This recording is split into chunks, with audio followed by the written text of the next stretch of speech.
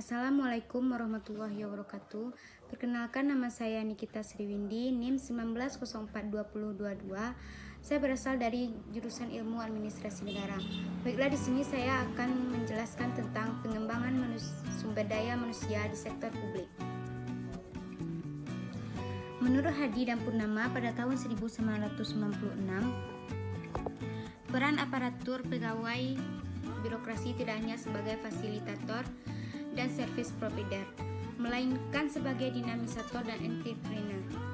Perannya harus mampu dan jeli dalam menghadapi serta memanfaatkan berbagai tantangan dan peluang sebagai konsekuensi era globalisasi. Dalam menghadapi kondisi yang demikian, profesionalisme sumber daya manusia aparatur pemerintah merupakan suatu keharusan yang tidak dapat ditawar-tawar lagi. Untuk menciptakan iklim organisasi birokrasi publik yang sehat dan profesional, maka harus didukung oleh pengembangan sumber daya manusia aparat yang baik.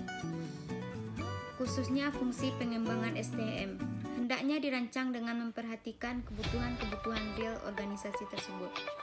Pengembangan sumber daya manusia sangat penting karena merupakan cara yang digunakan oleh organisasi untuk mempertahankan, menjaga, dan memelihara pegawai publik dalam organisasi, dan sekaligus meningkatkan keahlian para pegawai untuk kemudian dapat meningkatkan produktivitasnya.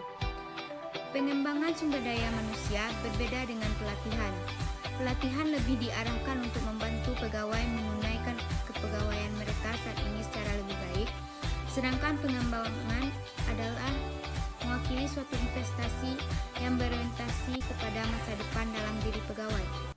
Selanjutnya, tujuan pelatihan dan pengembangan misalnya untuk memperbaiki kinerja pegawai, membantu para pegawai dalam memecahkan permasalahan organisasi, mempersiapkan para pegawai untuk promosi, dan untuk memenuhi kebutuhan-kebutuhan pertumbuhan pribadi para pegawai. Model-model pengembangan sumber daya manusia sektor publik yang bisa diterapkan adalah: yang pertama itu pelatihan. Bentuk-bentuk pelatihan pegawai tentunya sangat banyak, namun penulis lebih memilih dalam hal ini membahas tentang bentuk pelatihan yang dapat diterapkan untuk pegawai organisasi publik, yaitu on-the-job training, sistem magang, festival training, learner training, retraining upgrading, dan off-the-job training. Yang pertama adalah on-the-job training. Metode ini menyarankan perlunya latihan pada pegawai baru. Latihan ini dilakukan di tempat kerja, sedangkan pelatihan tersebut terselenggara melekat dengan pekerjaan yang menjadi tugasnya. Latihan tidak diselenggarakan secara khusus dan terpisah dari proses bekerja. 2. Sistem magang. Sistem magang juga disebut rasional untuk diterapkan dalam organisasi birokrasi publik. Metode ini dapat digunakan khususnya untuk bidang-bidang pekerjaan yang memerlukan keahlian dan keterampilan yang tinggi. Cara ini lebih efektif dan efisien karena pegawai baru dicangkokkan kepada seorang pegawai yang benar-benar ahli di bidangnya, sehingga diharapkan proses transformasi tidak terbatas pada ilmu, keterampilan dan keahlian, melainkan juga pengalaman dan kasus-kasus aktual. Manfaat berikutnya adalah bahwa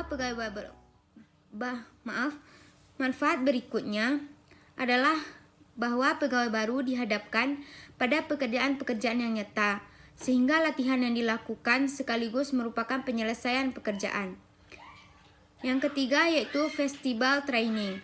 Metode pelatihan ini berupa kursus singkat yang direkayasa sehingga kondisi dan fasilitas kursus mendekati situasi kerja yang sebenarnya.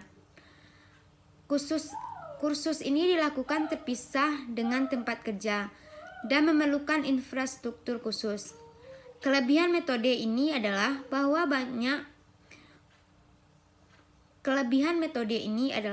kursus dapat diikuti oleh peserta yang berjumlah relatif banyak. Yang keempat adalah linear training. Program ini adalah program pelatihan yang dilakukan oleh sebuah lembaga pendidikan dengan instansi lainnya seperti perusahaan, instansi pemerintah untuk memberikan latihan kepada para siswa.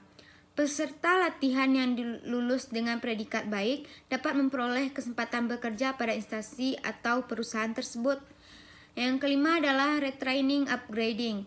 Metode ini bertujuan untuk meningkatkan kualitas keterampilan pegawai birokrasi untuk mengantisipasi kondisi lingkungan yang senantiasa berubah dan berkembang. Dengan demikian, kebutuhan tenaga yang sesuai perkembangan teknologi dan lingkungan kerja dapat terpenuhi. Yang keenam yaitu off-the-job training.